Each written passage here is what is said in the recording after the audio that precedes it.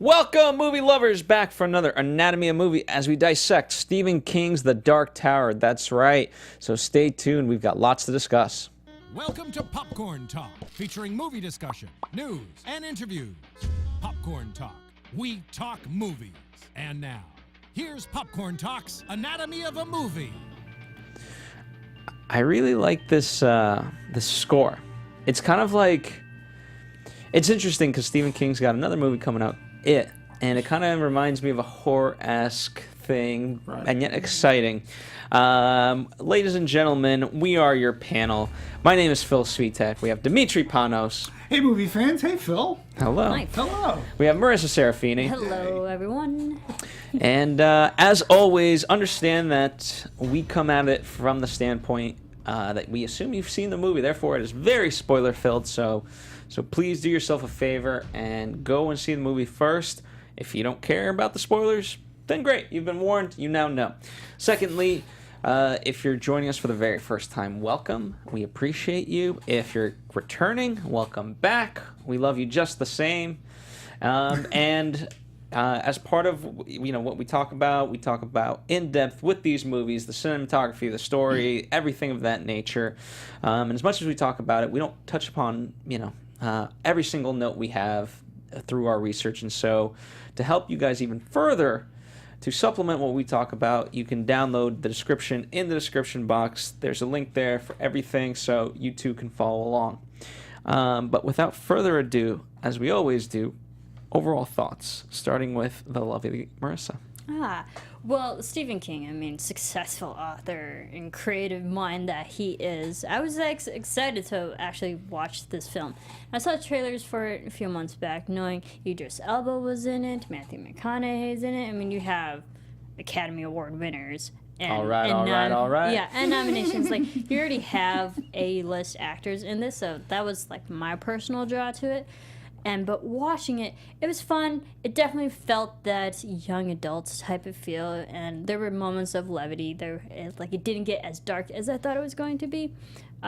It was an easy, simple film. Mm-hmm.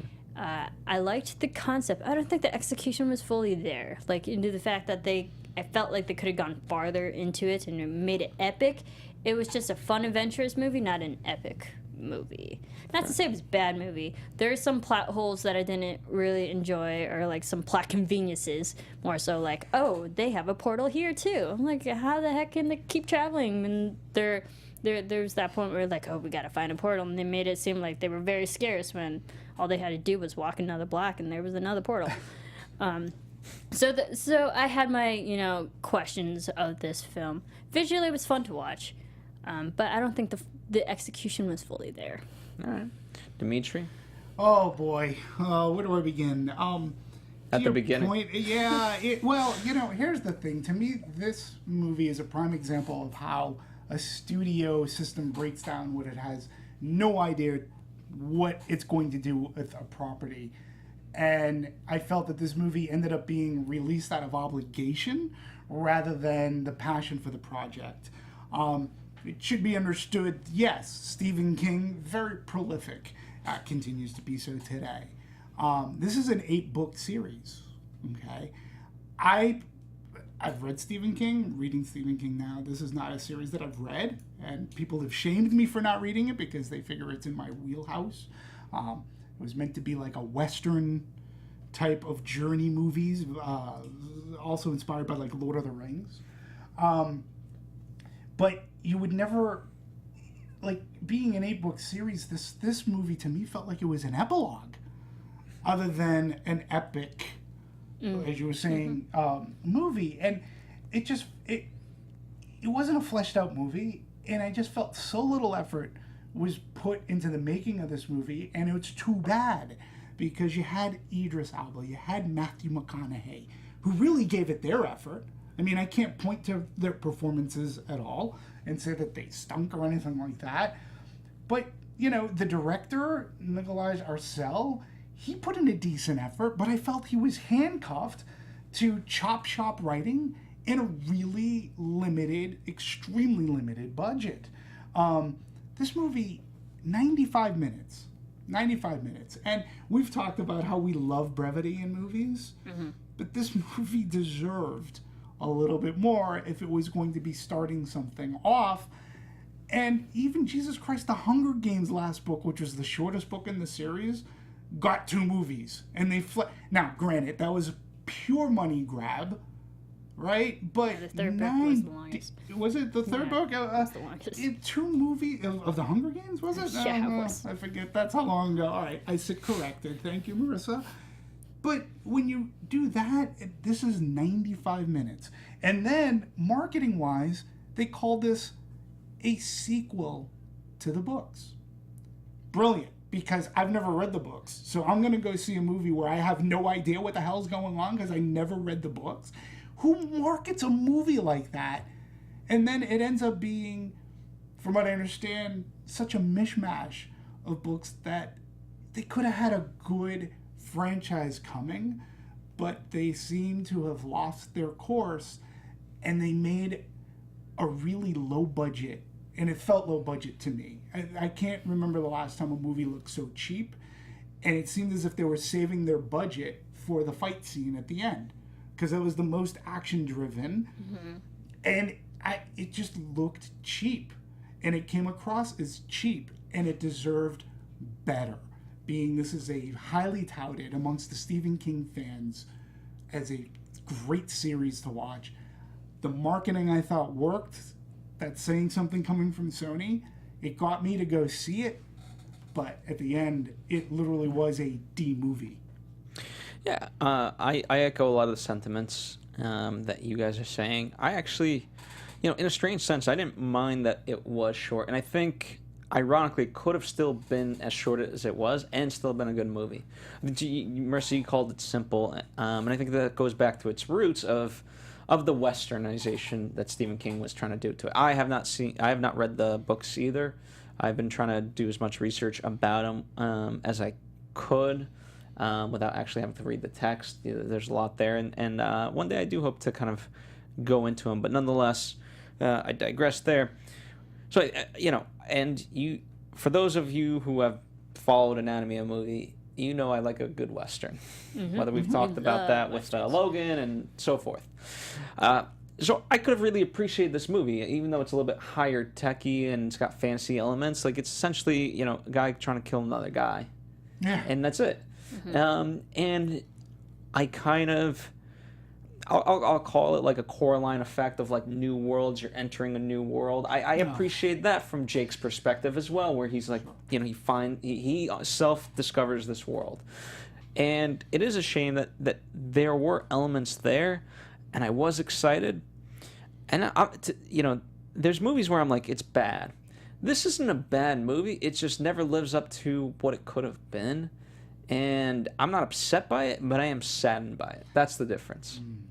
Yeah. See, and I was upset by it because it could have been like something fresh and something like an amalgamation of great westerns, which what Stephen King wanted to do, and combine Lord of the Rings and have this.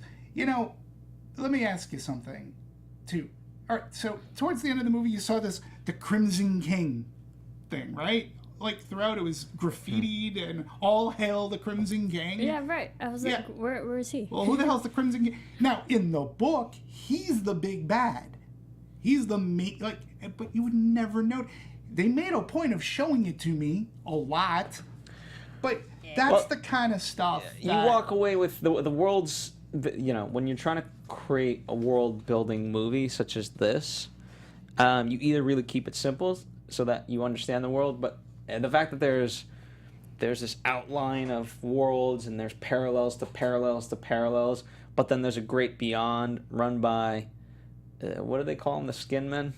Yeah. The guys without skin, but then there's the man in black who controls these people. It's unclear their motive and what exactly is the beyond of the beyond. Like, are they, and I don't know, a lot of people are calling it, not that this 100% had it, but like the light beam in the sky, take over the world ending, where that's what we got to save the world because it's the light beam or it's the storm and things like that. And it's like, We just need better. I think we've evolved where you can go back to Hitchcock days where a MacGuffin could really be anything as long as the characters cared about it. In this regard, we're saving the world every single week with all these damn superhero movies. Yeah, yeah. I mean, I understand where you're coming from. I definitely sense that Western element, especially with the Gunslinger. I mean, he looked like he was picked right out of the West. Just the physicality. I get that. Also, I didn't really understand the narrative, especially if you haven't read the book, which I'm assuming none of us have. But to explain this world that we are now thrown in and crossing the barrier between Earth and Mid-Earth. So I also Keystone understand. Earth. Yeah, Keystone Earth. I understand there are different parallel Earths, I guess. So I understand that, the Lord of the Rings-esque. We're in this area. I get that too, but I didn't understand the narrative, and especially if they're trying to build the world and trying to build a universe and a franchise, you have to set up bigger things for the future better. This movie has been in production for many a year. It's passed through many hands. But I get the sense of that watching this. And again, it angers me because this is total all studio decision and not really having a grasp for the source material. I have 3 friends who are very big Stephen King fans and who are fans of this particular series, 2 of which are just rave about it all the time.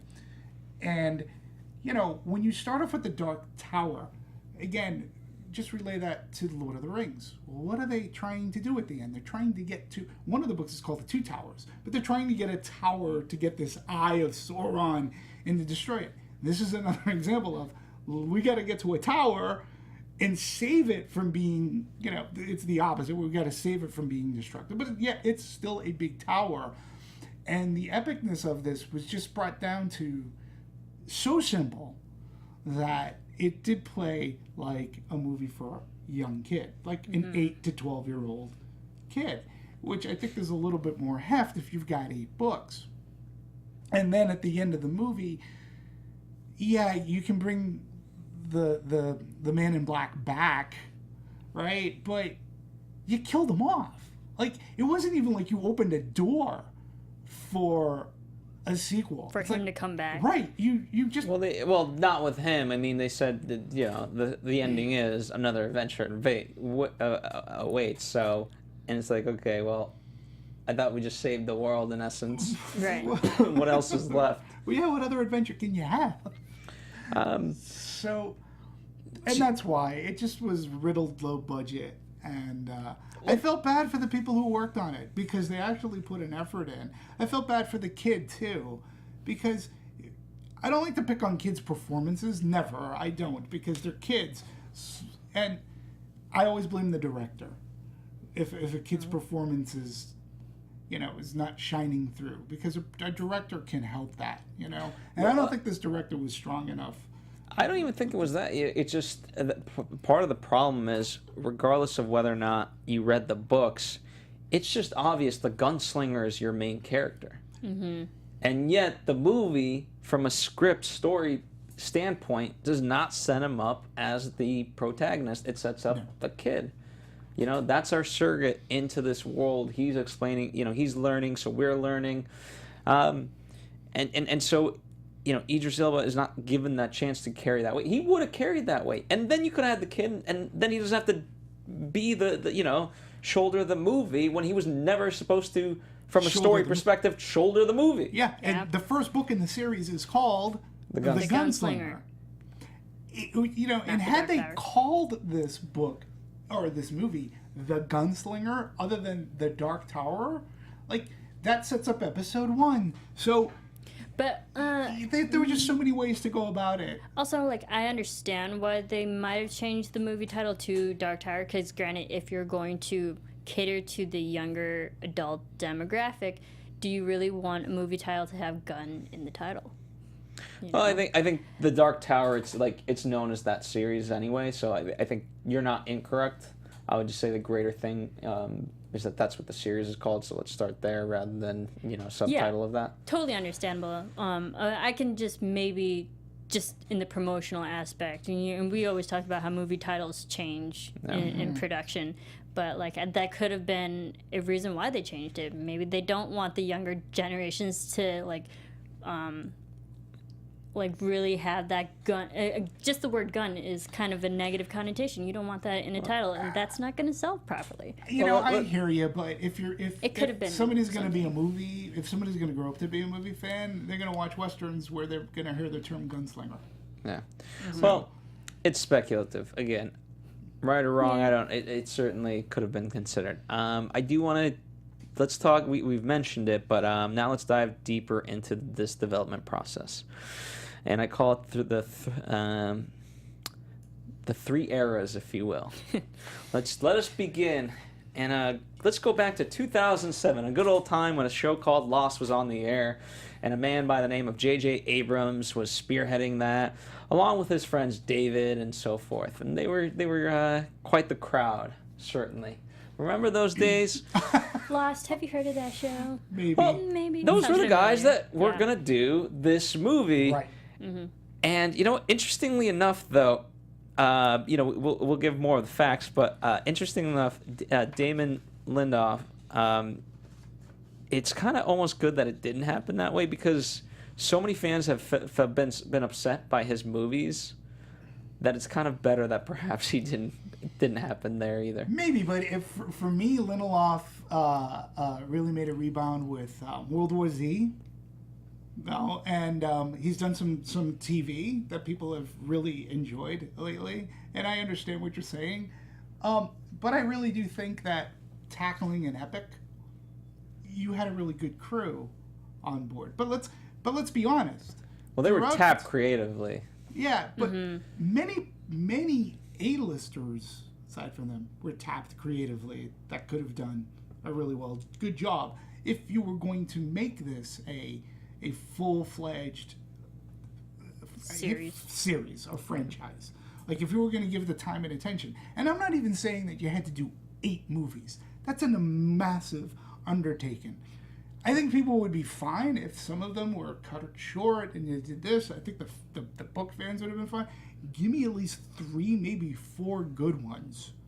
Well, they were kind of attacking it from like, oh my, whether or not they were going to do 8 movies is a little bit unclear, but they were always, Lost for them was, it's an undertaking. I mean, that movie's going to live, or that show is going to live in the pantheon of TV. Mm-hmm. And so, I kid you, they did say they felt very tapped creatively, and in some sense, as Damon says, like he was a fan of the books, and so he didn't want to do it a disservice, and he felt like he wasn't the right guy to just, take the mantle of that project anymore. Yeah, and I appreciate that. And like you said, Demetri, you can tell that maybe they now made this movie out of pure obligation.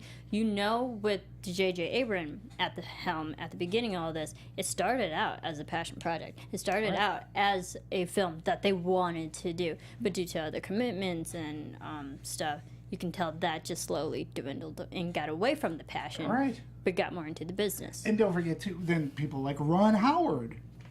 That got involved. Era 2. And just so that we're clear, we're talking ERA era, not error. just So. So he comes on board in 2010. Interestingly enough, the one person who's been through all 3 eras kind of is Akiva Goldsman, who's been just rewriting this thing from day one. Poor guy. I mean, I can't imagine the hell that he was in of like being like, okay, I'll just keep like, what do I need to rewrite now? Change it. Keep changing. But it's, you could see Ron Howard because, he's done movies and he's got amazing movies. And at the same time, he's had a good hand in TV. And so they talked about the possibilities of that. Also, obviously now you're getting a really strong team, not just him, but Brian Grazer and that whole mix. Yeah, and they're amazing. I love Ron Howard and Brian Grazer. And even in 2010, that's when Parenthood started. And Parenthood was a huge show. despite not having as many people who should be watching it, but I digress.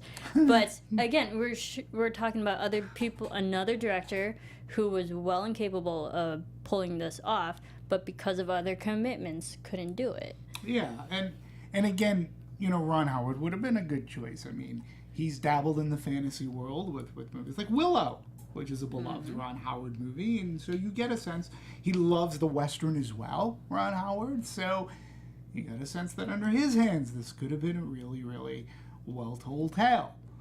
And then we go to Turnaround, where basically the studio wanted to offload it. Universal. Yeah. Yep, Universal had it, and they're like, they don't know what to do with it.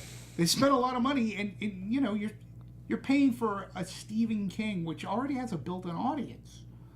And it's one of his most beloved. It's a series. He doesn't write that many series. Well, this is what do they call it? Magnum opus. Yeah, and he started it when he was 22 years old. So, he spent a lot of time, and he's garnered a lot of fans. Well, he was crazy enough. I forget which book in particular, but it was always his belief to go back in and sort of revise the series after a certain point. And then luckily he realized, it's good enough. Right. But that just tells you the level of commitment that he had toward. I don't know many authors. Yeah, they do a couple of revisions, but I mean that's some serious dedication to be like, no, I'm going to go back and I'm going to revise it because I know I'm getting better. Yeah. But that's how much he loved it. Yeah. And he meant it to be, too, as part of a centerpiece of his fictional universe, where characters could show up from other books, might show up in the Dark Tower. In fact, he goes on to say, and again, without having read the books, he says he himself would become a character in later novels of this. So, yeah, he did take a lot of time, and he was inspired by a lot of things that he loved as a kid and growing up. That's why when you get into, Universal, they couldn't get things off the ground. They put it in Turnaround, and we end up at Sony. So, good old Sony. Oh, Sony. Nikolaj Arcel gets the project, and it's basically fast-tracked. He's reworking the script and so forth. But, I guess you would think a sort of... I don't know the term. I'm blanking on it. But at least Howard was still attached, not as a director, but as a producer. So at least you're like, okay, well, he'll have his hand in it and so forth. But it just kind of went from there. It just did. So let's just dive into the story. Sure. Because I think this is, Well, but I think what you're bringing up is important. This Nikolaj Arcel, I know him most for... he did the original version of Girl with the Dragon Tattoo, the Swedish version, which is a television movie. And he really wanted to bring this adaptation. He's a Stephen King fan, a fan of the novels as well. But again, I think you also have to look at the time in which Sony would have acquired this. Sony has been through its turmoil, okay? This is supposed to be... This, at the very least, is supposed to be like $100 million+ movie that's supposed to kick off a franchise. And then comes talk about bringing it to TV and making a series, like on an HBO kind of thing, which fine, but I think they're already committed to making a movie. And that's what I feel. It felt like they had to get this movie out in one way, shape, or form. And you get the bean counters involved, and their little red Sharpies. Well, we don't need this gets cut out, this gets cut out. Okay, Nikolaj, you can direct this movie. You get a $60 million budget. Okay. What's he going to say, no? I mean... Well, I don't know, I hate to kind of pick on it in that way, but to be honest, I think if they just need to explain a couple more things, and if you go back to the reference of A Lord of the Rings, they just need a couple more walking shots. That's it. To expand the universe, to be like, okay, it's taking a longer time to get from point A to point B as opposed to here we are, great, here we are now. Don't you think we needed to know at least who this Crimson King was or is? Don't we needed a little bit more about that world and what the hell is going on? I mean, I felt we needed or take it out. More. Right. Or take it out. Or take it out. Exactly. That's it. That was my problem because they set up the movie. I think they did do a good job of setting up the villain, our antagonist with the man in black. It's like, okay, he has X and Y, Z powers. Don't mess with him. He has control over you. I think Matthew McConaughey did a great job of portraying that. But also, they like showed things without explaining them, like the Crimson King. We saw that a few times, and I'm not sure who I was rooting for, or not really, more so rooting for who I should be paying attention to, or who's the bigger baddie. Right. And we've talked about movies, like, who do you focus on more? Right. If we don't get any explanation, if they're not even going to talk about the Crimson King, don't even show it until the next film where they're actually going to focus on it. Yeah, and they could the explanation of The Shine. It took me a while to understand what The Shine was. I don't think they did a great job of explaining. Oh, wait, I had a double take. has... Wait, your Shine? Yeah. What? But What the hell's Shine? That's Well, also my problem. again- Like, they had... I don't think they properly showed that the kid had powers. That's why he's thrust into this world. Like, oh, he has this ability. You could have told us that. Yeah, but you know where that ability comes from, right? It comes from The Shining. Little Danny from The Shining has The Shine. Okay? Dr. Sleep, the book that Stephen King wrote, which is a sequel to The Shining, it's about The Shine. It is about this power. They never explain it in the movie, which, like, But I that's only the got problem. it because... If you haven't seen those films before, if you're Right. just watching this movie on its own without Right. any other Stephen King novel, you're not going to Yeah, understand you don't know what that. The Shine is and that it is referring. Now, the interesting point is, in The Dark Towers, he doesn't have the shine. They don't call it The Shine. Now, we'll go into Easter You mean eggs. the book or the actual movie? Because they... The movie of The Shining, they talk about Danny having this power because he's able to he has this power. I believe in the Kubrick film, might be somebody references that as The Shine, whether it's Scatman Crothers or not. I know in the book it's a big deal. In the book sequel, which was never turned into a movie as of yet, it is about The Shine. So this kid, so now they're sort of kind of tying it into The Shining, which we've never saw this kid in those stories, but he has supposedly similar powers. But unless you know Stephen King, you wouldn't know what The Shine is. Yeah, but it that's is an not Easter even egg. tied to the Dark Tower series. No, it's not even tied in the book series. It's not even called The Shine. He does have a power, Goodness. but not The Shine. Yeah, that's... But again, it's another That was the most thing. convoluted thing I've ever heard. It was another thing that wasn't properly set up or explained. No. They just did it to purposely tie it into another Stephen King property that Stephen King fans would go, oh, he's got The Shine. Oh, okay. I get it. So The Shine can do this? But those same fans who probably read the books are going, he doesn't have The Shine in the book. What the hell are they talking about? Yeah, I mean, it's... We've talked about it other times in other movies. It's that subtle line where if you don't, the Easter eggs are supposed to be nice bonuses. They're not supposed to be the crux of the movie that without them you're like lost as we are. Mm-hmm. Right. Agreed. So therein lies the problem. In terms of, I mean, let's start talking about just the world building in general. I thought from a mechanic standpoint, I guess, opening up on the way that they did in terms of stealing the kids and so forth, I thought it wasn't bad, but the way it was executed, it just felt like this weird concentration camp that then we never returned to. And I was just, what? Yeah, I kind of thought the same thing too, because they made it a big issue that this tower can fall with only the minds of the children. I was like, okay, I understand that. But their acquiring of all the children seemed too simple. I was like, how big of a problem is it if you can literally pick these kids off the street for you? It didn't seem as drastic, I guess, or as problematic to take down this tower that they so wanted when they can literally pick 5 kids every single day. Sure. But like, I understand maybe our main kid was the big crux that could literally destroy the tower by himself. Well, I can get that, but it didn't seem their situation was as dire. Right. No, we can talk screenplay adaptation. right? Yeah. For a little bit, because Stephen King actually had a lot to say about it.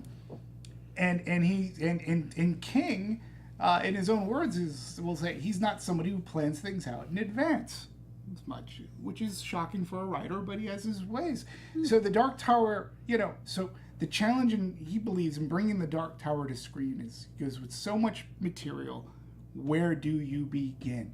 And how do you present this to a movie-going audience so they'll understand it and feel like they're immediately in the story, whether or not they've read the books? So the answer for that, for screenwriters, came in looking at the Dark Tower as a whole, drawing elements from several of the books of the series. And King goes on and explains it's a classical thing. They call it medias res, which means begin in the middle of the story. So you begin in the middle. In medias res, yeah. And then fill everybody in. And it just moves ahead like a freight train from that point. Now, this is Stephen King. There's the operative Or word. crashes fill. like a train wreck. Fill everyone in. Marisa. Like a trainer. I like that. And look how many people: Akiva Goldsman, Jeff Pinker, Andre Thomas Jensen, Nikolaj Arcel.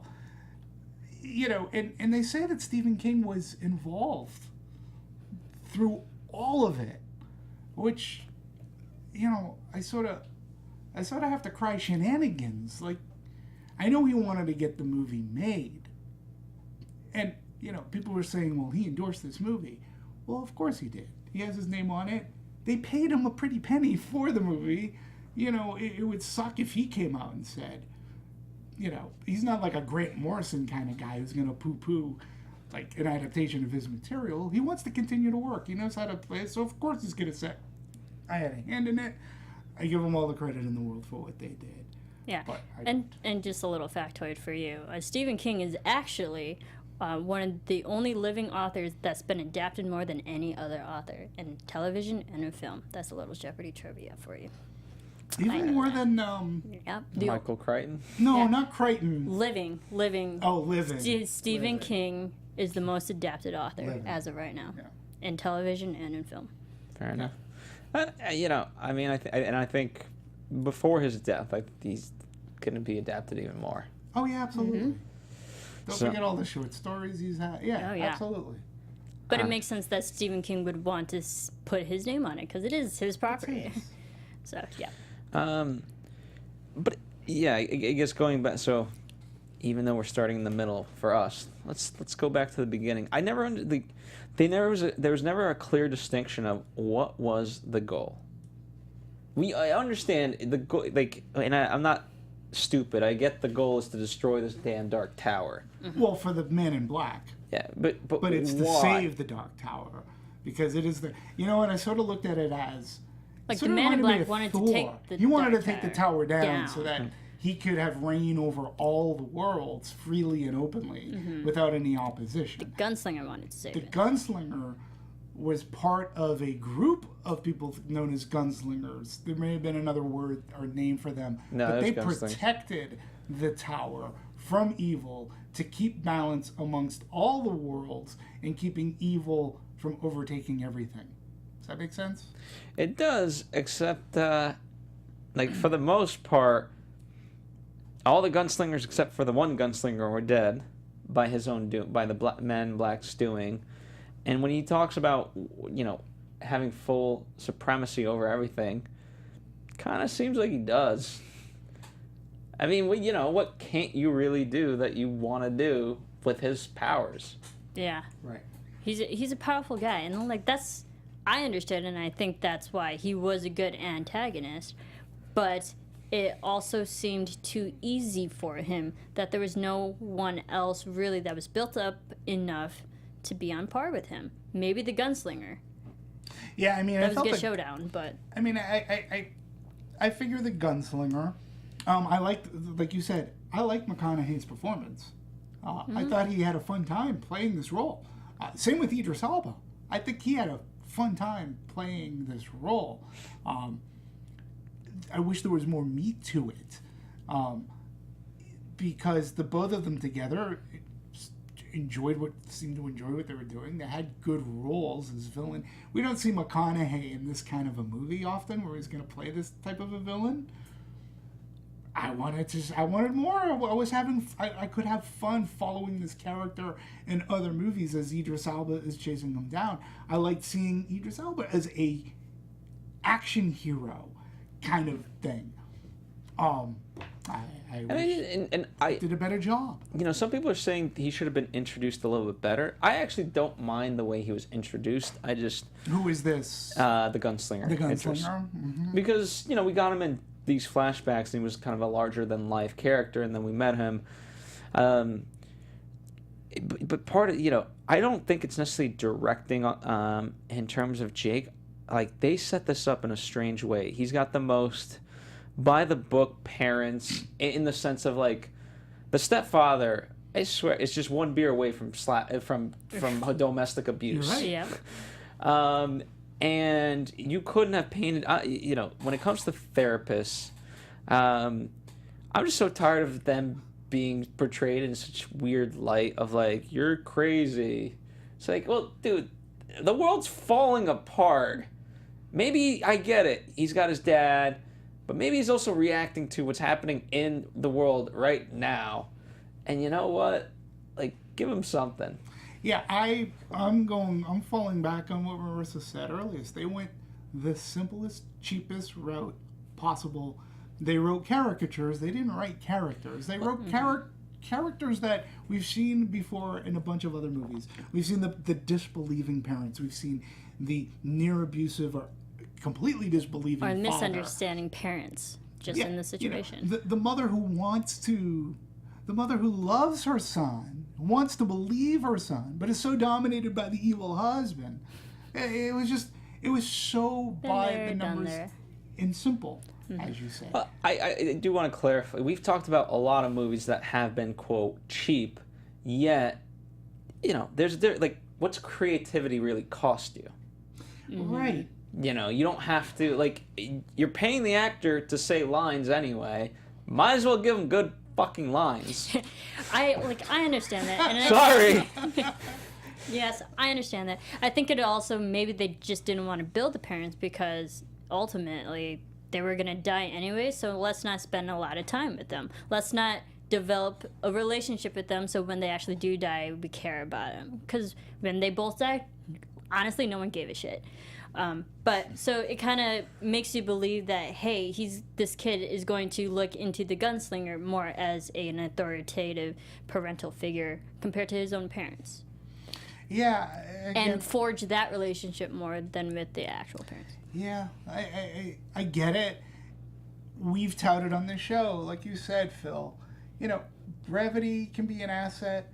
Low budget can be an asset in creativity. If you have a strong director, they will think up of other means on how to film what's supposed to be an action scene. And unfortunately for this gentleman, I mean, for Arcel's idea of creativity was to cut away from scenes, save money for a final fight scene.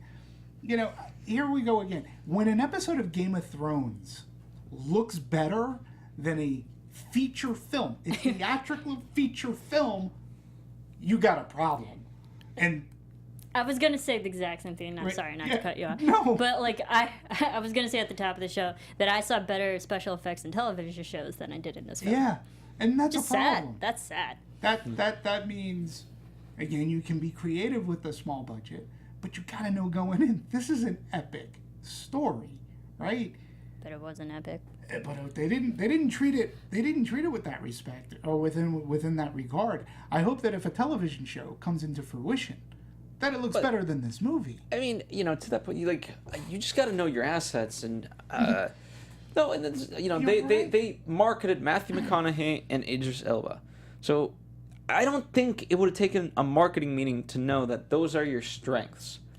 And so when it comes to that, it's not to say you have to cut out Jake, but when we're talking about his family and whatnot, well, then don't spend as much time with him if you don't want to build them up.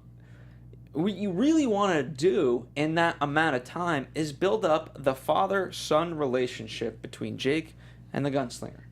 That's it. And, I mean, from a simple progression, the way I summarize it is Hey, I had dreams about you. Who are you? We're sent by the black man. Oh, I love you now. Right. We fought these monsters. I saved your life from these monsters. You're a cool kid. Yeah, you're kind of like my son. I lost my dad. You lost your dad. Now I'll kind of be like your dad, kid. How's that sound? But we're not going to say that to each other. But pretty much we're going to be as on the nose as we can about it. Right. Yeah, I saw that. And I saw that with the whole "this is how you shoot a gun" scene. And I got that surrogate father building that relationship scene. Yeah. I understand. No, you got it. I mean, you did.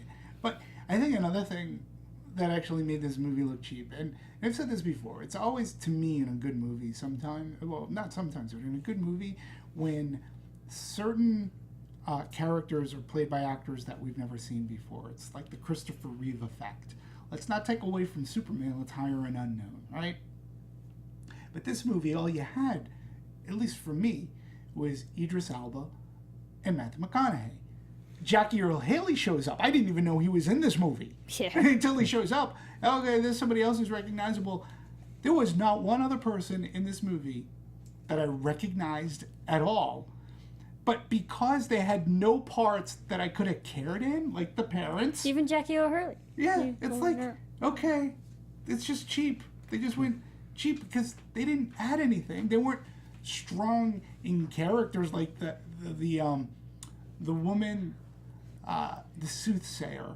I forget what they called the Psycho House. Seer? Yeah, the seer. Oh, the seer. The seer. I liked her. I liked her. I had no idea who she was, and she ends up just dying anyways. Of course. Like she doesn't. She's Asian. She had nothing. Oh my god, you had to go there. Yeah, I did. But they didn't give that character enough that you really cared about her. So it was just people that you didn't recognize who were just there. It's almost cannon fodder. But like, you gotta admit, the trailer was all about Idris and Matthew. That's right. They sold it as their movie. And they made a good trailer. Yeah. It was like, hey, From I the might trailer, even I want to wanted read to the see book. this film. Shoot. Yeah. Okay, let's talk about the Gunslinger from the, is it one of the things you have to buy into is that for some reason he is the only gunslinger unaffected by the Man in Black. Why? Well, I don't know. Exactly. I can't answer that. Again, another thing they showed us, didn't explain it. And like even the Man in Black was like, he can't fall under my magic or whatever ability that he has. And throughout the whole film, I'm thinking, why? What happened? Is it something in his blood? Is it something in his genetic? Is it something in his family that he can't? Like, what ability does this gunslinger have that makes him actually able to stand up to Men in Black? Never explained. Yeah, other than did he have the shine too? I mean, Never explained. it was. Plot holes. Yeah, it's a plot hole. More plot holes. Yep. Which is too bad too, because you have a character who, according from what I understand, from what people have told me about this character in the book, he's the last one, and he's very goal oriented, and that goal is to kill the Man in Black. That's his mission in life. Even when this kid shows up in the book, he's like, "Kid, you're getting in my way. This is my one task. I have to do this. I am the last of my kind." So there wasn't, again, without reading the books, I'm not sure if there was a book where maybe he said he was going to hang it up. But I would have liked more. I would have liked to have known the gunslinger better. I would have liked to have known more of this brethren that they had of other gunslingers in their protection of the tower. Is it a family thing, or is it special, like the Jedi's? Like, Yeah. you have to be picked. Did they? Or, Did they like, all you have have to have a certain ability to do it, because Right. we know with the gunslinger, it was him and his father. His father was part of this. Is this a family affair? Who knows? But the father was Or is taken this- down by the gunslinger. But also, these are questions that I'm like, was this actually explained in the book? And we're just the fools that look like, oh, you should have just read the book, and you know. Right. Well, it's a sequel. to There's the a lot of books. people who read the books that are like, I'm not going to see that. So we're in a completely different boat. But Yeah, it made those people very angry. for me, I didn't.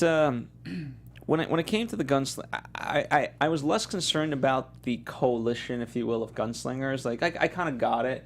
It would have been interesting, but I didn't necessarily need that backstory. What I was more curious about, and because he has such a presence on screen, was really his motivation of, yes, he's going after the man in black, but there's just that weird incongruency where he's stating the world is essentially doomed and there's nothing we can do, but I'm going to go after the gunslinger and I'm going to kill him. Well, in essence, you kill the gunslinger, you save the world. Or, I'm sorry, you kill the man in black, you save the world. Right. So it's like, it's one and the same. So why are you so defeatist about it when you don't have to be? You know, you could say like, hey, I don't, you know, I feel the weight of the world on my shoulders. I don't know how I'm going to, you know I have to try, but or whatever, or just I can't continue. And I don't know. Yeah. It doesn't play, what do they call it? It doesn't read right or something. No, and it's unfortunate for both those actors because I'd like to see Idris Elba that way.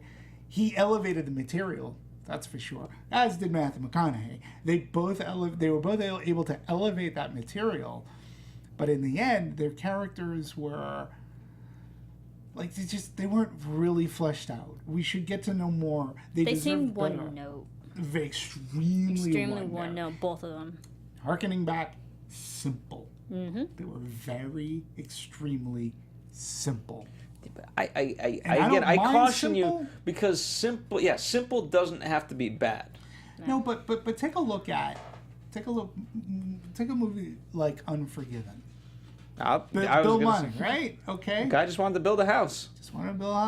But we learn about his character through either other people's take on the character, his take on his own character, but he's a very simple character, right? When you look at the spaghetti westerns that Clint Eastwood, made his career, the man with no name is an extremely simple character, but yet you empathize. Elegantly told. You get simplicity can work, but when you make it so simple without any sense of panache or style, or you put thought behind it, there's no motivation. You were just saying, what is the gunslinger's motivation? Is he seeking revenge for his father? What's he supposed to be? Why did he give up? Why did this kid come along and now I'm going to save the tower? Like, I didn't get to know enough about him. I think, and again, this is just me making complete crap up, but I think here's the thing: if he's going to be defeatist in that way, that the gunslingers are really over, then why not have him go meet his doom with the man in black? That is why he's seeking the man in black, to be like, hey, I hate you and I despise you. And but the sad part is, there's nothing I can do. And through the journey of Jake, he's reinvigorated. He has that shine. Shine. I don't know. Let's talk about the final battle, because when you speak of it that they were saving money for this final battle, it was okay. Yeah, but up to that point, there wasn't that much. Up to that point, as far as action scenes went. There wasn't anything that was that special effects laden. It still looked, not to sound terrible, it still looked cheap. It did. But like the glass falling down, like we've seen that better in television. And even gotta give it to Matthew McConaughey. He sold it. A little bit. I mean, even in his, we know he's a big dramatic actor and stuff, but there are moments he just physically looked awkward because he knows it's special effects. It just didn't look right in the execution of visually. And taking down the Dark Tower, that didn't look scary other than just a black pillar. Oh, yeah. And we've seen portals that's just like, okay, shiny swirl of light, okay. And I watch a lot of fantasy shows and movies too. Me too. The effects in this weren't as heavy or good looking, and didn't feel like an epic showdown. It just felt like, oh, these two guys are what throwing things at actually each happened? other. I'm a little unclear on that, and I don't mean to be stupid about it, but like, bullets were fired, one ricocheted off the other. One hit him. How? One hit him. And what did the kid really have to do with anything? He just kept the portal open? He kept the portal open so they can keep the fight going. Yeah, and it was Idris, the gunslinger, using his skill. like to take down, like to ricochet the bullets and everything, which was cool. But I wanted see, and this is where the marketing worked. But you'll learn when you see the movie, they farmed a lot of it. It's like showing the funniest scenes from a comedy. The funniest scenes from a comedy. Well, they showed us, and the way that they intercut them, you didn't get a sense that the cool gunslinger stuff, like the way he would load up his gun, throw the things up in the air, have it fall. And, like, pretty cool. A lot of that was in the end. Because I was wondering, when is this scene going to happen? Oh, they saved everything for the end, except for the loading of the gun. That was awesome. Yeah, that's really cool. You had all this really cool stuff. He can ricochet a bullet off. He can. Oh my God, that's awesome. But now the Man in Black's dead, so now what? It was like. And he's a good shot too, because there was a shot right in the head. Right in the head. Yeah, but that goes to show his dexterity and his skill. And you have to. I mean, I was sort of assuming that every gunslinger had this sense of gunslinging skill if you're going to be called a gunslinger. They may not have had his well, they obviously didn't have the power to fend off Men in Black's stop breathing. No, I thought that too. My thing was, this Man in Black, he has this ability to control people. Yeah, that's scary. Also, I mean, that was a big whole thing in Jessica Jones. I mean, come on. Right. But also, I don't want to sound nitpicky, but the way the Man in Black died so easily just to a bullet, like, really? I feel like there's nothing else that they could have tried to.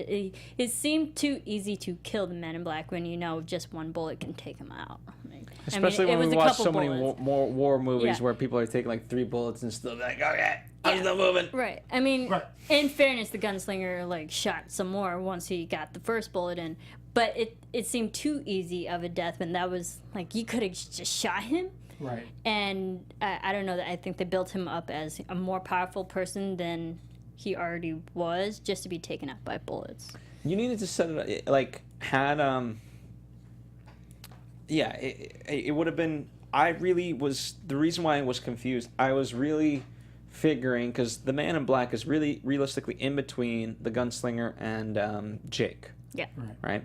So the gunslinger distracts him. Meanwhile, whatever bullets have fallen, get your shine on, boom, shoot him in the back. I don't know, but I was hoping that there would be some sort of, you have the advantage of numbers at that point. Yeah, get Jake involved in this? Yeah.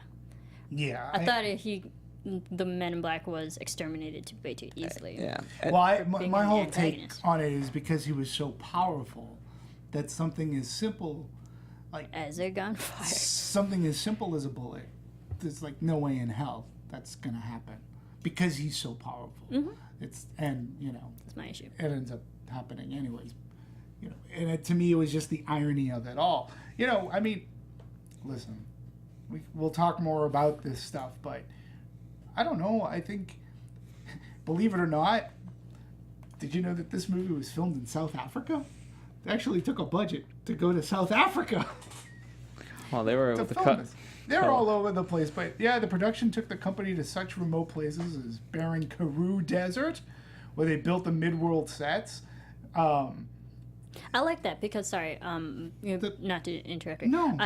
I was watching this movie and when they were in the desert, I was literally having the thought, I was like, where in America is this? Right. And now it wasn't in America. That's good. No, good to know. Yeah, and the layered parallel universe, the company moved to Cedarburg Mountain Range, protected nature reserve, features dramatic caves and characteristic red rocks, which I thought that was probably just Monument Valley. That's where you film a lot of a lot of westerns. But production designer Christopher Glass, he's like, well, in South Africa, we found otherworldly deserts. It was almost like being on Mars. And that horizon just kept on going. And so for him, it gave him opportunity to project and use locales that aren't familiar. See, but that's the interesting thing. I didn't know it was in South Africa, but like you said, where in America is this? I was thinking it was different, but yet it was very similar to stuff that we've seen. Well, when I think about it, part of what really felt cheap, like, it doesn't, when you think of Lord of the Rings, you got New Zealand, you got Middle Earth and all this stuff. Right. You go to South Africa, it can be very beautiful, but the colorization that they chose was so bland and dark that it just seemed like honestly, it looked like that they built a portion of a set and then the rest was kind of green screened in. When they're having their little fire, it's so strategic to kind of have that tree in front of them, and they're looking out, but it's that small little speck into, as opposed to seeing the expanse of it all. Yeah. And so it did feel cheap just by the colorization and shot selection at times. Agreed. Because you never... All right, well, catch this, because I found this fun and interesting, too. So the Manny Village, that's where our seer is that we were talking about that they come across. Yeah, I was like, who are these people? Right, exactly. But that was a wine farm just outside of Cape Town. So they used this wine farm, and here in a valley, almost hidden against the dramatic mountain drop, the filmmakers built this refuge for a group of survivors of war looking for safety from the world. So,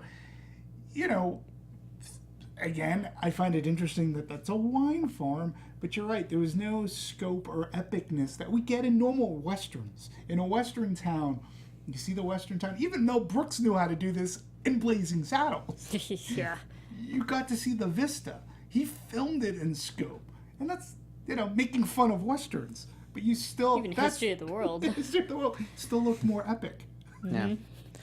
Yeah, so it's a shame, and that's, that's another thing, like, to be honest, if you're there, it doesn't necessarily cost more money. Right. It's just creativity and getting it right. So I was a little bit bummed about that. Marisa, you always like colors and what they signify. Signify.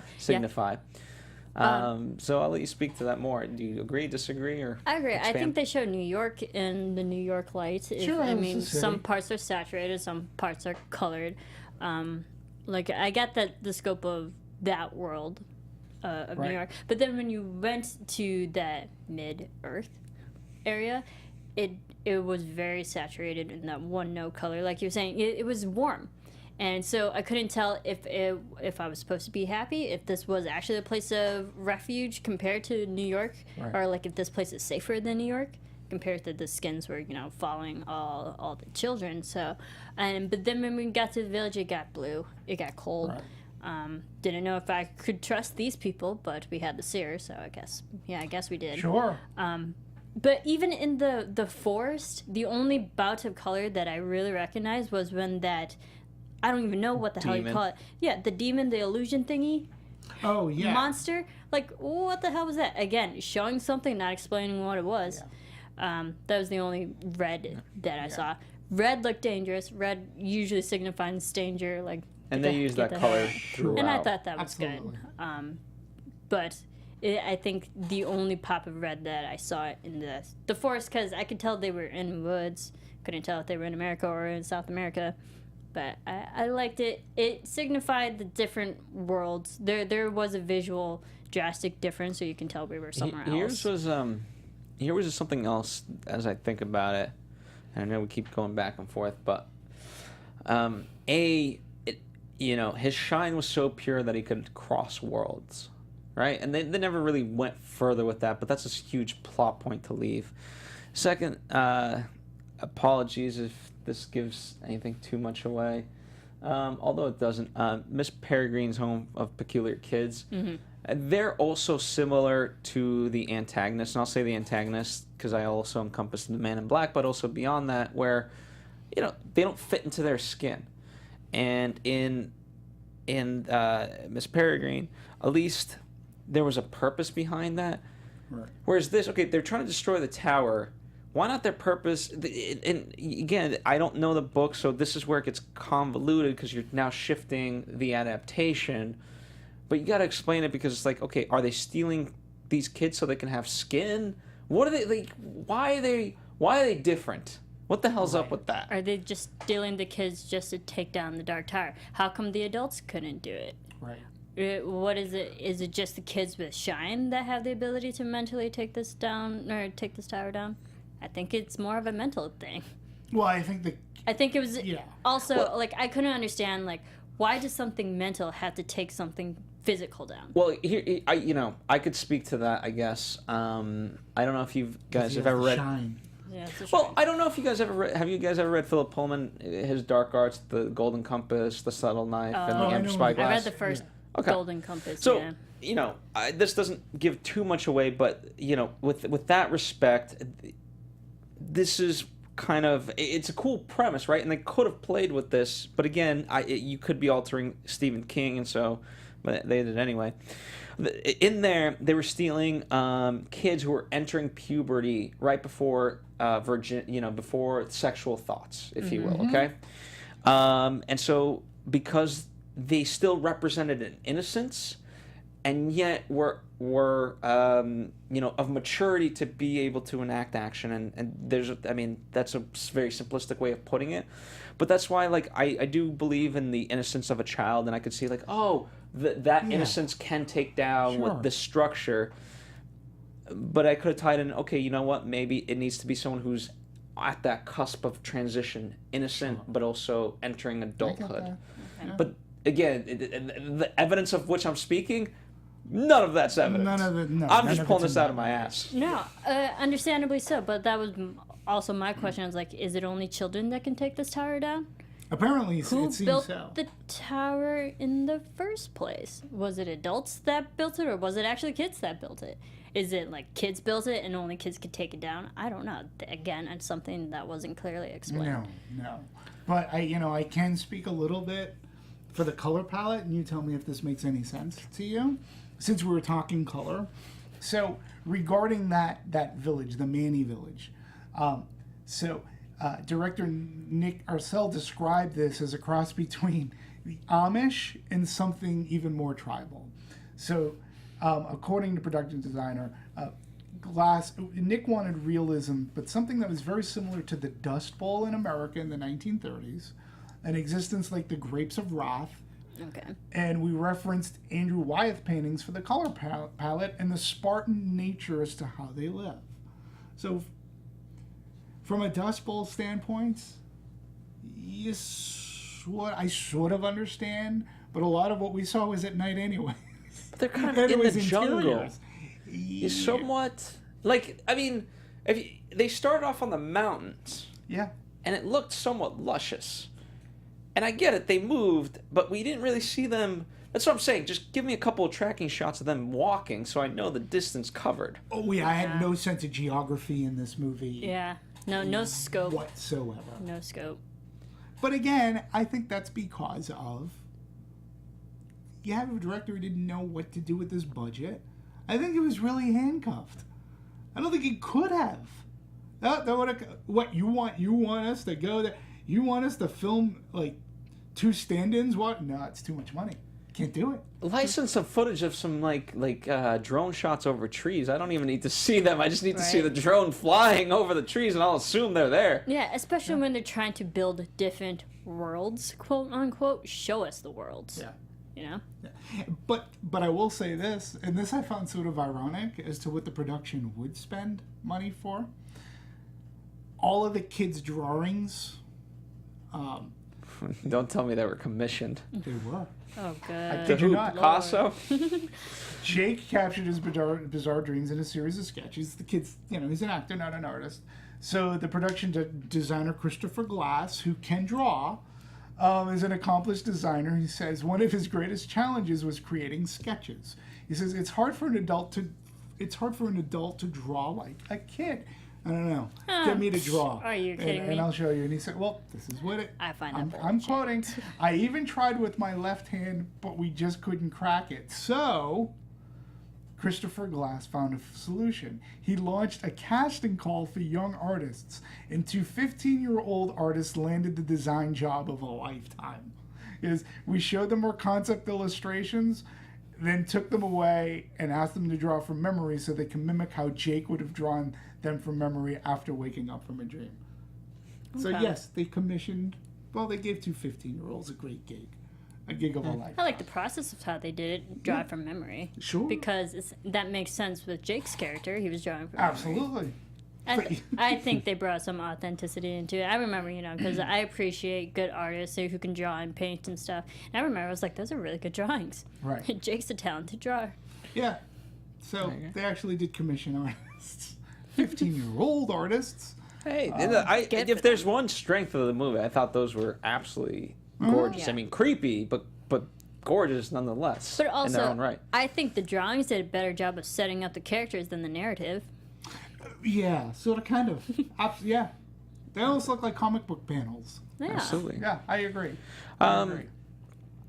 To that point, one of the things we haven't talked about is sort of the death of his mom.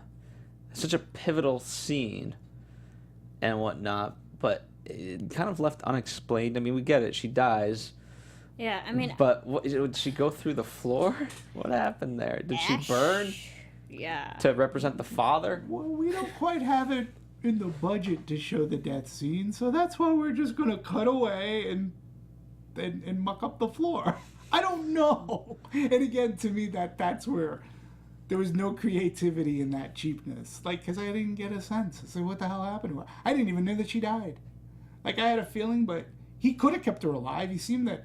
Yeah, he just wanted answers. He just wanted answers. He didn't have to kill her. Yeah, and I was like, maybe she's in the basement. I don't know. But, yeah, I don't know. I didn't get the sense that she burned. There wasn't any scorched... The paneling was... The wood. Oh, yeah, the floor was maybe he's burned. I don't know. I don't know. I think, and there was that quick shot where the the men in black, burned that one poor girl because he was just pissed. I was like, okay, maybe he burned the mother to ashes. That's like the only thing that I put together. But when it came to the death, I felt bad for the kid because I was like, oh great, he doesn't have great parental figures, and the mom actually showed that like she cared for him and what he was going through. I did feel bad for him, but did we care that the mother died because she didn't add anything else to the story? No. Yeah, she wasn't fully on his side. It was they tried to play with the emotion, but emotion didn't hit. And she could have been fully on his side, but she chose to be in the husband's side. Whatever. I can talk a little bit about the tahine. That's what these people are called, the tahine. Maybe we're talking about prosthetics and makeup. So, Graham Press and Clinton Aiden designed the slack-faced human-like creatures that nobody else sees the way Jake does.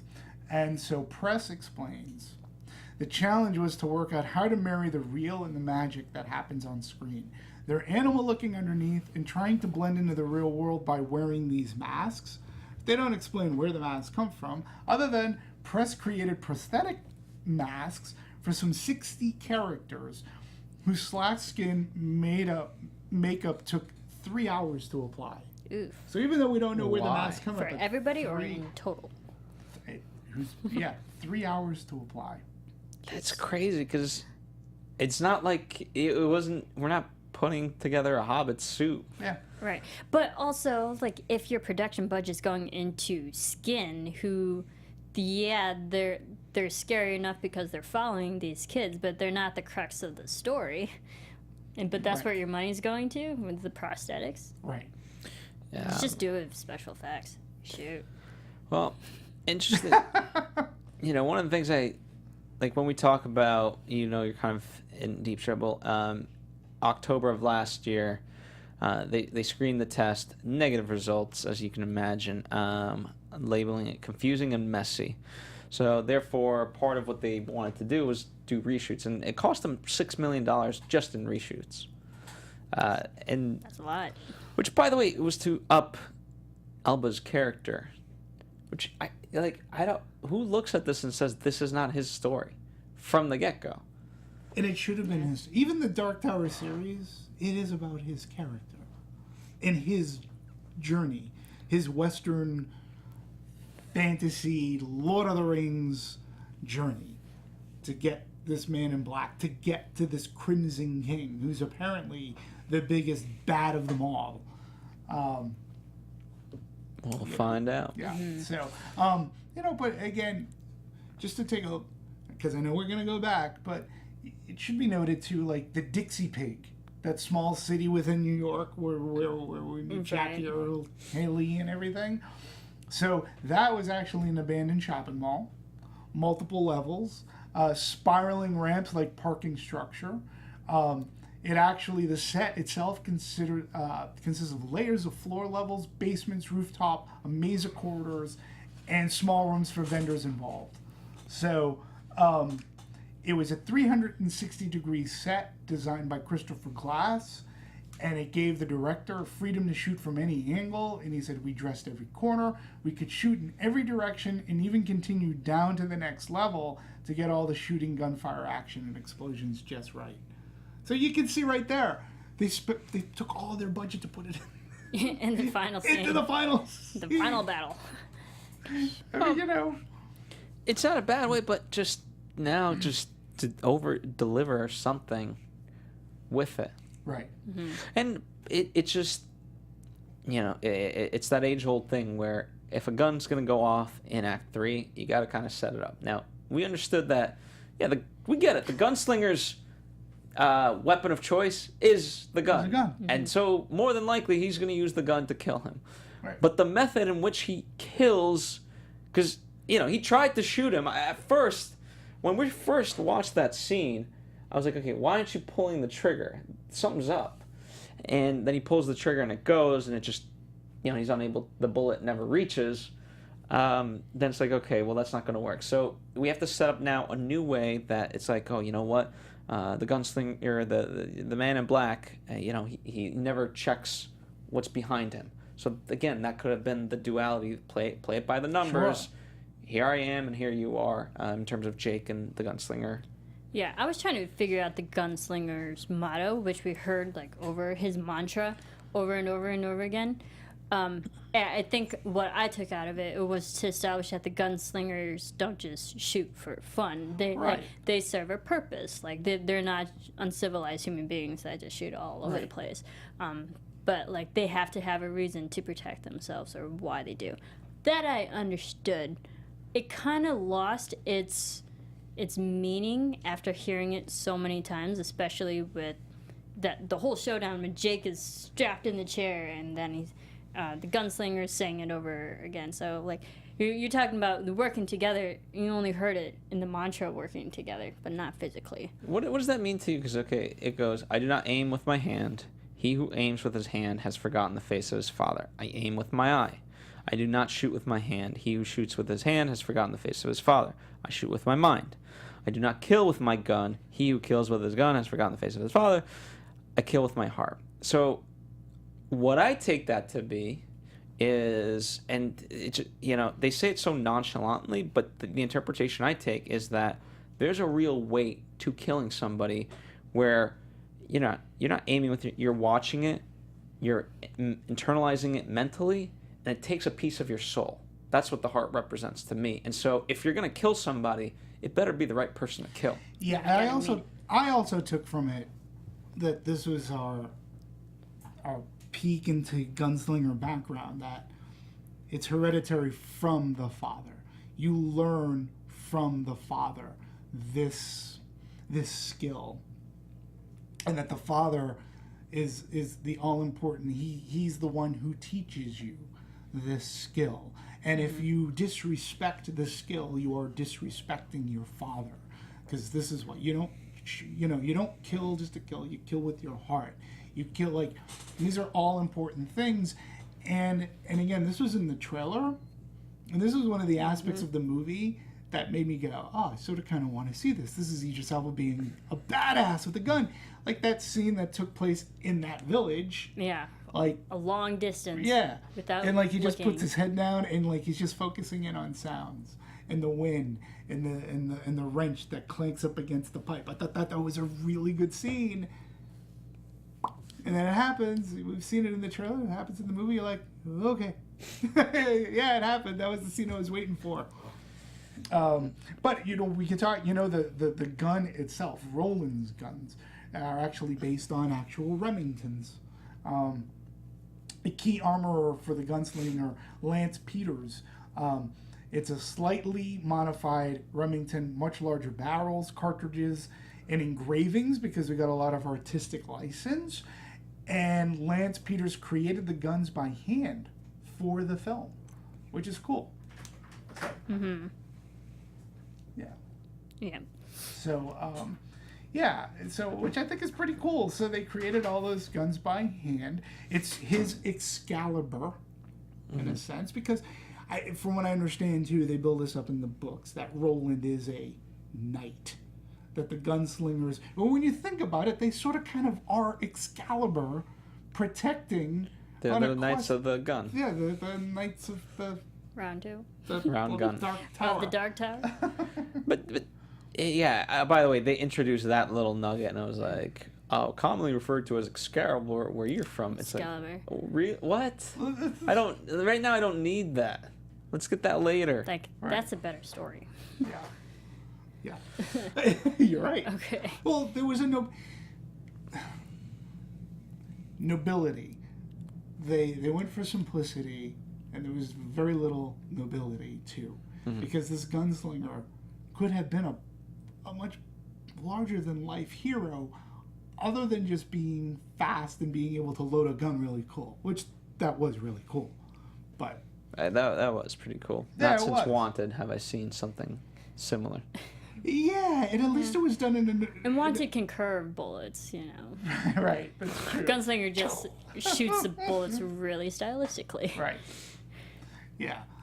But it was just the way he loaded a gun, whether it was like, flipping marbles or throwing the bullets. Yeah, the bullets, and then having them land in the thing and barrel. then snapping the barrel and snapping it. Pretty cool. It was pretty cool. Haven't seen that. I felt bad for the guy who sold him the bullets because he was like, it's not me, I'm not doing it, but he shoots him anyway.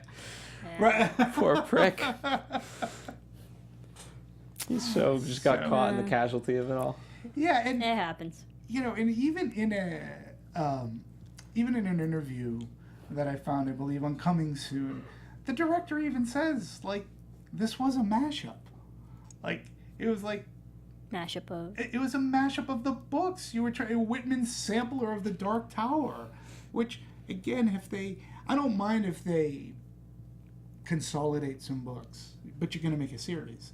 So if you take books 1 and 2 and maybe add a couple, I get it. You don't want to make 8 movies. That's expensive. But you should have focused on making one really good movie to progress this forward, and then you could have gotten more fans, build a fan base. It perpetuates reading too. Let's face it, the Harry Potter books perpetuated so much more reading after the movies came out, because then people got it, and then they wanted to go back and read the books. Well, like, it was already popular, but they didn't screw it up. No, but also, like, Harry Potter was iconic. I feel that's a 1 in a million thing that's going to happen within our generation. Like, Harry Potter was so successful that in schools would actually take an hour off just to read Harry Potter. They're not going to do that with the Dark Tower series. No, there's certain one. I get it. I get what you're saying. Yeah. I want to shift gears because one of the things I did enjoy was the music. I thought the music was very beautiful. By Junkie XL. Junkie XL. Josh, do you have a little sampling? We came into it. Yeah, you were really excited with the music. Yeah, I don't know. It's just so. It makes me smile. We're going on an adventure. You don't know what's gonna happen. There's an air of creepiness to it, but hey, we got each other, so we'll be okay. Sure. That's what I get from it. Usually I recognize music in scenes. I think probably the showdown was really that moment, especially when he's saying the mantra. Like, you get this upswell, Sure. not just music. But that's probably the only moment I recognized it. But you listen to this, and you do get the quote-unquote Western feel of this. Junkie XL, I believe, I think he worked on Mad Max, which is a certain type of a Western as well. So, yeah, the music, it could have been worse. I mean, I love the thought it was pretty good. I love the music. Yeah. I really did. I don't know. I'm so, out of I'm not familiar with Junkie XL. I think that's why I didn't recognize it. Well, it's not like I think his go name into is these something movies. Hulkenberg. Yeah. I think. Yeah. Well, it's not like I go into these movies being like, "Oh man, I'm so excited for this composer today," but it just. I stood out really, for you. yeah. Yeah. It was just one of those things. Like, you know, if there's anything I take away from this movie that I'll remember for years, it's that little song. Right. I will. Yeah. Okay. So That's good. it might not be as And I like iconic as the Requiem for a Dream song, right. but I promise you, I will remember this, and that's Yeah. pretty cool. So some good came out of this. Yeah. All right, we've dabbed in talking about promotion, but one of the interesting parts was the trailer it sort of leaked a couple of minutes, and they had to pull it down and whatnot, and you could maybe argue that didn't help them, but certainly I can't say that was the cause why this movie didn't do so good. This trailer? I thought The fact that it leaked and it set it off on meaning there's certain times, and I've been on the behind end of this, where there used to be a time period where full movies, remember, like Wolverine, leaked, and you never want people to have a negative viewpoint until it's complete. Right. Oh, You know. I understand that, but I thought the trailer was the best. I did asset too. For this movie. I did too. I was really excited. All right, just to give you an example, a friend of mine, Ryan, he's one of the big fans of the book series. He had heard through contacts, people who worked on the project, said, no. They said it could have come out a lot better. He was already like sort of kind of down on the movie until he saw the trailer. And I was like, I don't know, man, this trailer looks really good to me. Like, I'm in. I haven't read the books, but I saw this trailer, I'm in. He's like, I'm in now too. He goes, I can't believe it's a Sony picture. He goes, this is a really good trailer. The trailer was their best asset. So if a trailer leaked, I don't know, did they get... I can't imagine them getting a ton of negative publicity for the trailer. No, they did. I mean, they were able to pull it down and whatnot, and then the trailer came out 2 weeks later, give or take, and they start, like, when you talk about the marketing, we're dating this back to October 2016. Now, granted, they were supposed to come out in February, but then they switched because of the Jumanji movie. Sure. And whatnot. And so there's, and you would think because they had more time that we could polish things up a little bit. You would think, but if they're not going to give you that budget, what are you going to do? Well, you have to give me the re-edit, time. You got to do. But even given the time, you still would have needed money. They were going to give Ron Howard $150 million to make this movie. They gave him 60. Now, I may not be great with math, but that seems to be, they chopped that budget more than half to give to this guy to make a movie, 95 minutes. 95 minutes, which we always talk about. We love short movies. That was one of the other assets of this movie. It was 95 minutes. I was done. I was home by 9 o'clock. Yeah, that's why I didn't feel had this movie been 2 hours and it was the way it was, I would have been a little bit more upset. Sure. Right. Sure. But you gotta give it. I'm sorry. No, you gotta give just- it. The trailers are cut on footage that's already made, right. and if the footage from the get-go wasn't great, how do you? And like trailers, admittedly, help sell the films. If the footage wasn't great from the start, then they should have figured out that problem earlier. Yeah, and I thought that the footage that they had for the trailer, again, it sold me on the movie. Like, even though I had heard from a friend who had somebody who worked around the project who said, nah, I was like, I don't know what you're talking about, because this is a good trailer.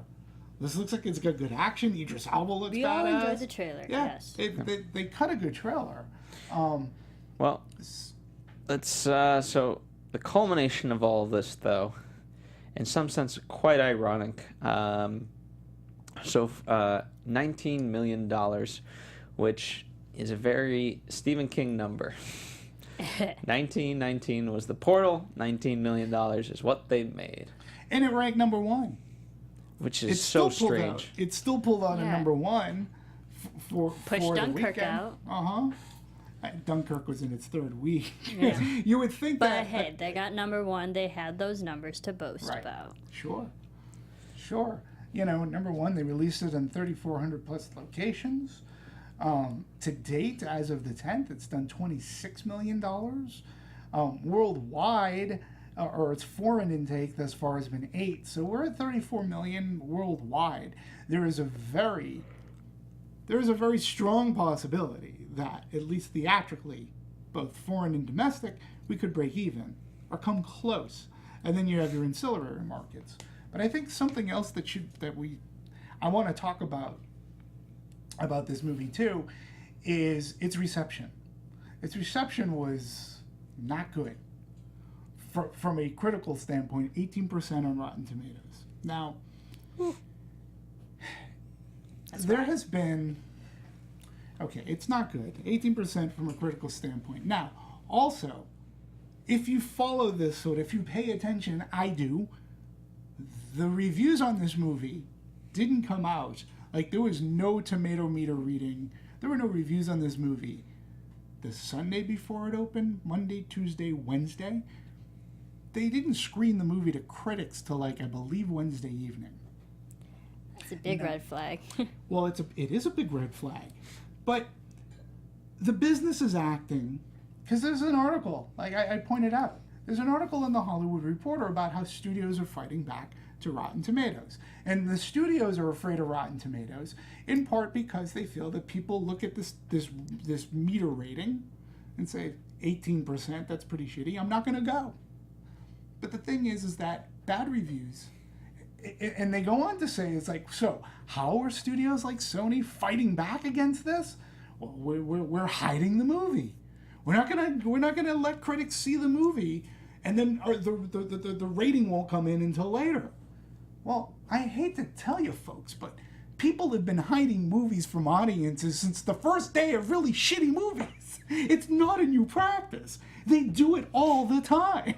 When they don't have a movie that they have faith in, they hide them from the press, from audiences, so that sometimes you don't see a review until Friday or Saturday, in hopes that the whole reason behind that was it's a print thing.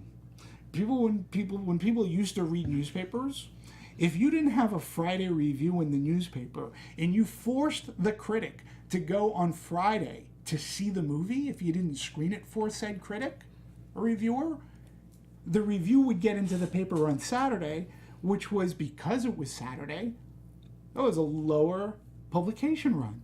People didn't read the newspapers as they did Monday through Friday, and by Saturday, so you literally even hid the review, even though one was put out. But now with the previews and movies coming out on Thursday, now they hold it back for as long as they can. The other thing that people don't understand as well is, like, the studios are upset that Fandango now, which pre-sells tickets, will have they include that tomato meter reading on their website. Their app, yeah. Because I believe Fandango owns Rotten Tomatoes in one way, shape, or form. My whole thing is, if I were Fandango, I wouldn't do that. My job, Fandango, is to sell tickets. Yeah. I don't want to promote. I don't want to promote a movie, good or bad. I just want to sell tickets. I don't care if the movie's 100% or if it's 0%. I just want to sell tickets. I wouldn't even put the tomato meter reading. I know they're saying they do it for the customer, but why? No good can come of it. Like, people are going to go see Wonder Woman or Suicide Squad regardless of that. Don't put it on there, because your job is to sell tickets and to promote the movies. If you put an 18% on Dark Tower, You're not going to do your own job. Exactly. That's a movie that could be on the fence. Well, So, in comparison to Emoji Movie, which has 3%, this movie's flying high. Or that's the last time I checked. But Emoji Movie had kids. Kids really could care less, but you're right. By the way, the Emoji Movie, not so bad. Side tangent. But again, I'm just like saying, studios have hid movies forever. This isn't a new practice. It is more of a red flag today because we can get our information a hell of a lot quicker. We're also conditioned, like, oh, someone didn't say anything about it. They're probably hiding something. We're conditioned to already think, like, low scores is bad. Yeah, and don't think for a minute that the studios don't have any control over, like, a Rotten Tomatoes, because they can withhold the reviews and only parse out the good reviews, which Rotten Tomatoes will post. So that's why sometimes, and it's always fun to look at, folks, if reviews start showing up on Rotten Tomatoes a week and a half or 2 weeks ahead of time, right? And say it's at like 98%. Always look at how many reviews they are and where they're coming from, whether it's the UK or whatever. And then once that movie comes out, then they can't withhold the reviews anymore. They have to go out. I'm willing to bet that number drops. Sometimes it goes up if it's at an 80. Sometimes it could go up. Most of the times it'll go down because that's what the studio is parsing out. They're parsing out their good reviews. That's also a good strategy. Yeah. But studios hide movies all the time. And, you know, we as moviegoers sniff out the stinkers like that when they do that. Yeah. Well, again, as we said, though, ultimately, I went into it very excited. Me too. So, unfortunately, they had me, and I'm not one to necessarily check the reviews in that regard, and so I was just playing into it. Now, interesting, there's a lot of talk. I want to shift gears a little bit towards the TV show, because there's a lot of talk of the effects of this movie towards the TV show. As of right now, Glenn Mazzara, who former showrunner of Walking Dead, is still moving forward for a 2018 release date of a series. I think, honestly, I think the content, when it comes to the books, is good enough for a television series. And we've seen, you know, a crappy movie actually produce a better television show. That's happened a lot. That's happened with Buffy. That's happened with the Shadowhunters. I mean, the first movie, The Mortal Instruments, was shit. But the show is very successful. Well, I could take a look at American Gods as doing that quite successfully. Yeah. On Starz, and, you know, Neil Gaiman did that one, but honestly, and I think it's also, shows are also successful under good showrunners. I mean, Glenn Mazzara, we've had him in studio. He's a great executive producer. He has that creative mind. He has the ability to produce something great. It's also under the creative directiveness of whoever has that ability over a show. So I think the content is good enough, obviously, to build this, or they tried building or starting this franchise. I think it would actually be good as television, and kids watch television too. Yeah, and I'm just gonna bring up two series you may have heard about: The Walking Dead and Game of Thrones. Both adapted from something. From books? One being graphic novels or comic books, the other one being actual books. The Dark Tower, I think, if you were going to make the decision that it's either not budget effective to go theatrically, or just say you're gun shy, all pun intended, you would bring it to TV. Look, another series. Here's another great example is Westworld. Look what they did with Westworld. This was a Michael Crichton movie with Yul Brynner, James Brolin. Mm-hmm. They've now turned this into a highly successful series. The Gunslinger seems that it would lend itself to a Starz show, a Sci-Fi Channel show, HBO like running series. You have a wealth of information. You don't have to wait for the writer to finish his books, like a particular series out there right now. They're already done. He's done with it. He would consult. He would get a nice picture from doing it, and you could probably do it right. Yeah, and I think it's also, it does fall under the person who's the creative director, who's actually, it has to be in the right person's hands to make it successful too. Absolutely. I'm excited by Glenn. Yeah, and we're talking about like the Dark Tower was, and we're talking about like the flaws of the director. Maybe that's why this film didn't work, because of the direction. But if you give it to someone else who's more capable creatively and execution-wise for a television show, this could be a very successful series. And also, too, like, in that respect, if this was, like, minus the ending, obviously you'd have to change a couple of things, but the idea being that, in essence, the questions posed in this movie, if this is a pilot episode, and I know I've got even, let's say, just 6 more episodes to go, not a bad way to start an episode. Okay, sure. Mm-hmm. But from what I understand, regarding the series, they're going to focus more on the origin of the Gunslinger. Yeah, I'm not sure how Well, I much know they're going they're not going to tie into this piece of garbage. But again, I would like to see this epic 8-book series play out the way that it was meant to play out. Granted, whenever you do anything like that, there are going to be some changes. Which brings me up, because I have a question, too. What are your thoughts on, is it necessary to have read the book in books prior to seeing a movie? No. No? No, I don't think that falls on the case for everything. I mean, take it back to the Hunger Games. You didn't really have to read the first book to enjoy the movie. The first movie was very solid. I'll tell you. I'll give you a whole other thing. Shawshank Redemption. I'll give you Stephen King book or short story. Yeah. Right. So, I say this. I think it's also under the guise that we know it's based on a series, so we're kind of conditioned like, oh, you gotta read the book, But I think the film also lacks in structural plot development, where there are plot holes, and that's why why this movie kind of fell through, because a lot of things fell through. Yeah. I'm gonna go.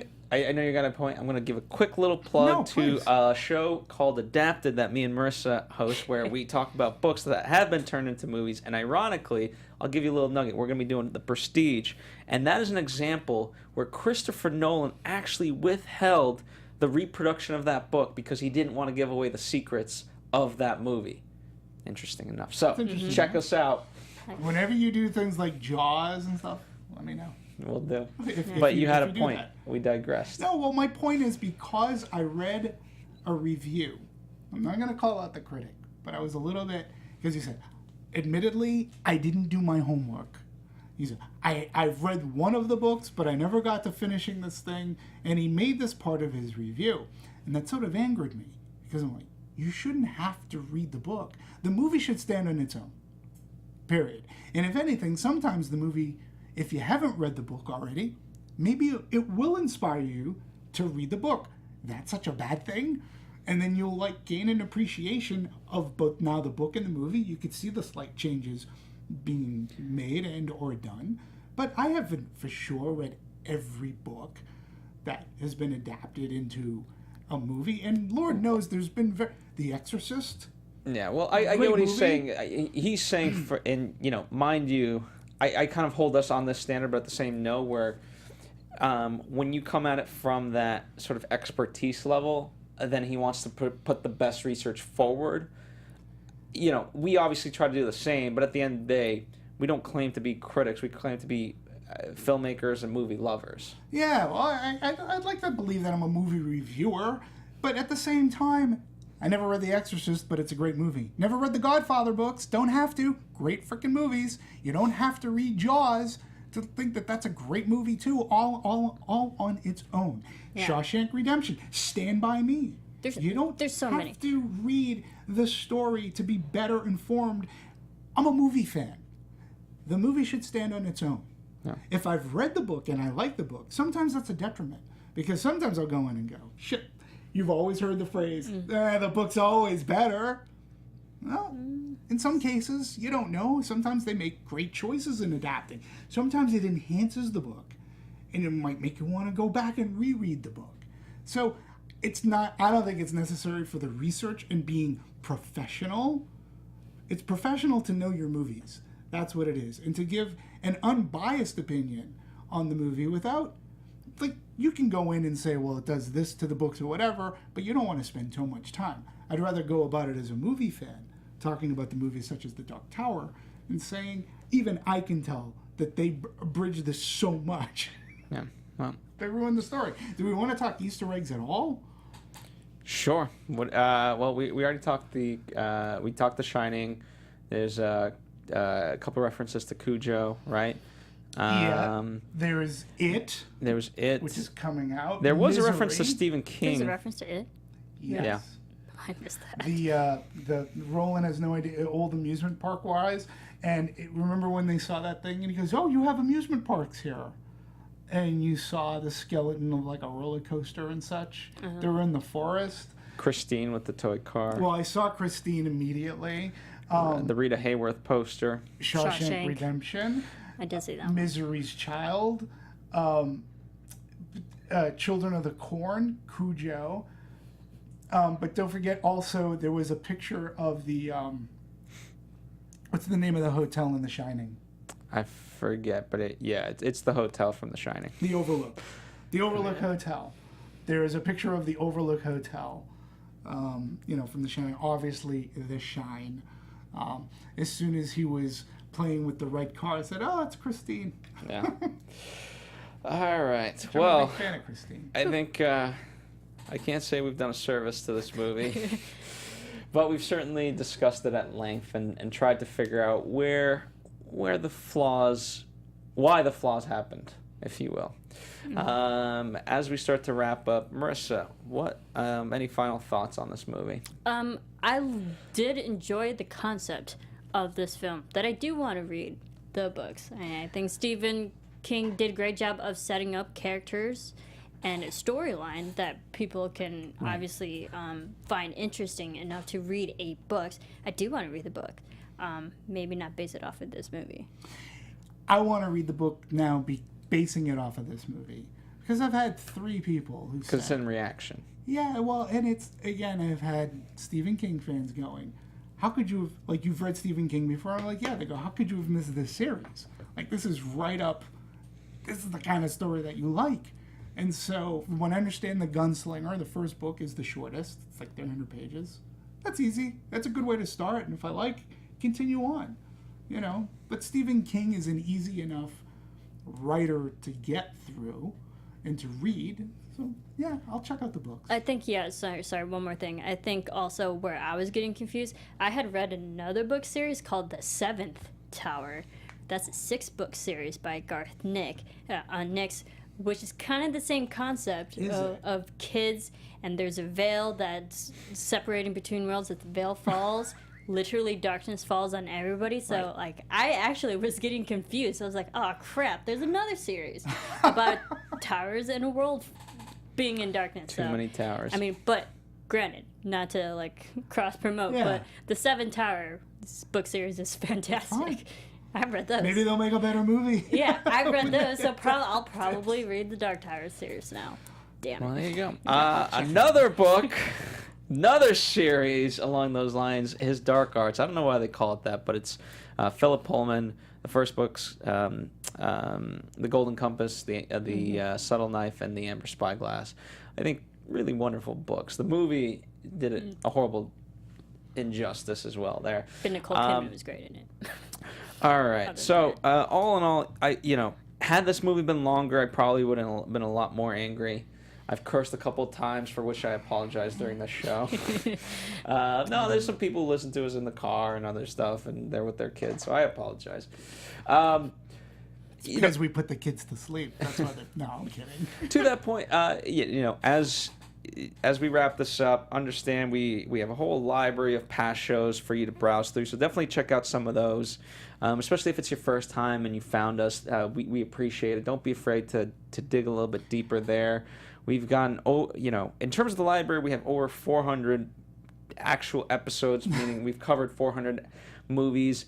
In fact, so much that on iTunes it only allows us to house the 300 most recent, so you can either go to our YouTube or just go through our website if you're an audio listener to get all the access to that. It's not like it went away. It's just not on iTunes, which is most audio people, that's where you listen to. So sorry about that. Outside of our control. Yeah. Yeah, and also Blame to the iTunes. people who watched, if they liked it or disliked The Dark Tower, let us know what you think. Let us know what your favorite Stephen King movie is. If you're a reader of Stephen King, let us know what your favorite book is. If you've read The Dark Tower, I've had this conversation with people who have favorite books within that series. Which one is yours?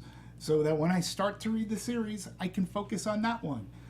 So there's plenty to talk about, especially when you're talking about Stephen King.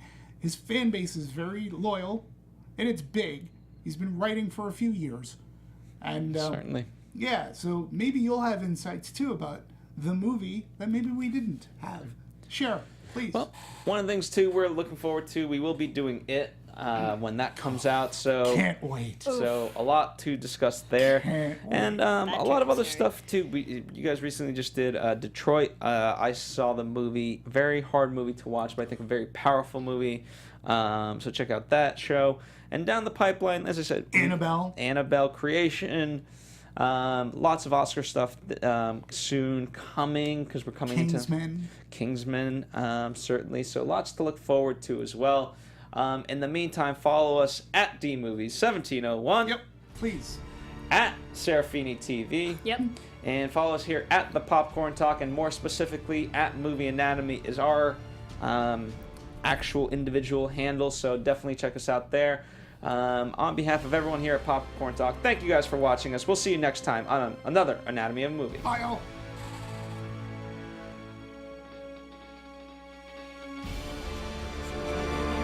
Kevin Undergaro, Phil Svitek, and the rest of the Anatomy of a Movie staff, we would like to thank you for listening and subscribing to the show.